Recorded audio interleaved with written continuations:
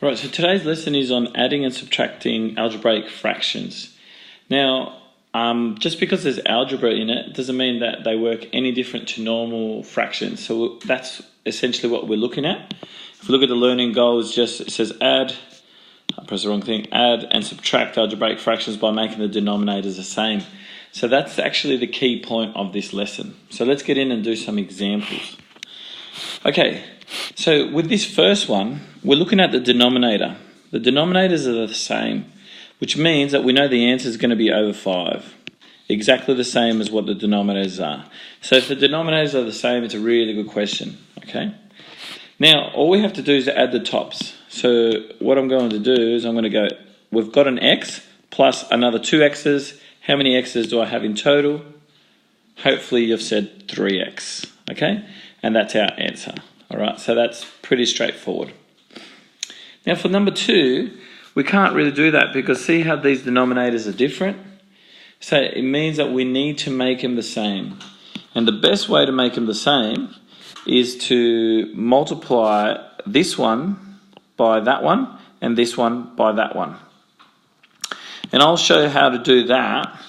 I'm just going to multiply 3 by 2 because that's the other number, and I'm going to multiply 2 by 3.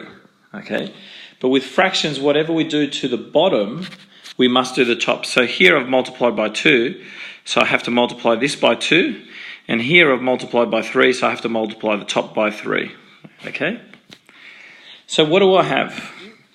Well, I've got 2 times a, that's simply just 2a, so I'm doing this question here, okay, and then the bottom will be simply what?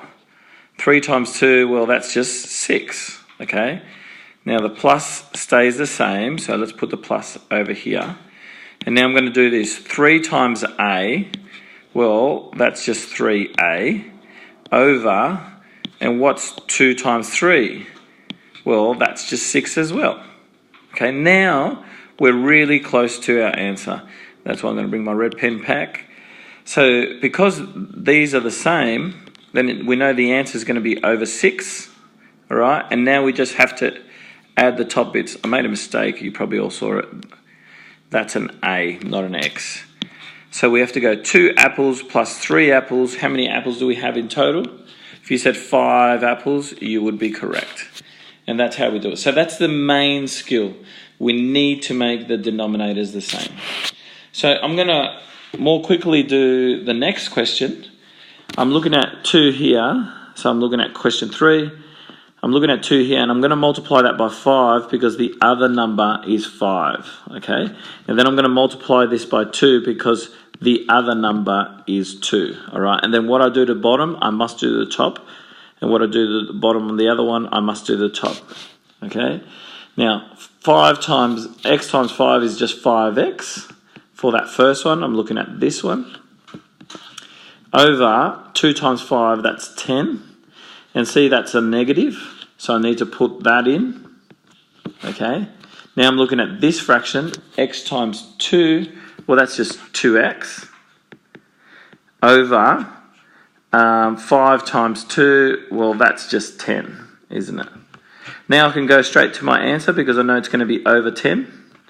And now I've got 5 x's. I take away 2. How many x's do I have left?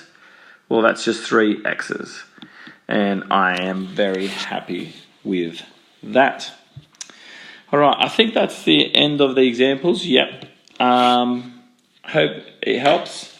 Peace out.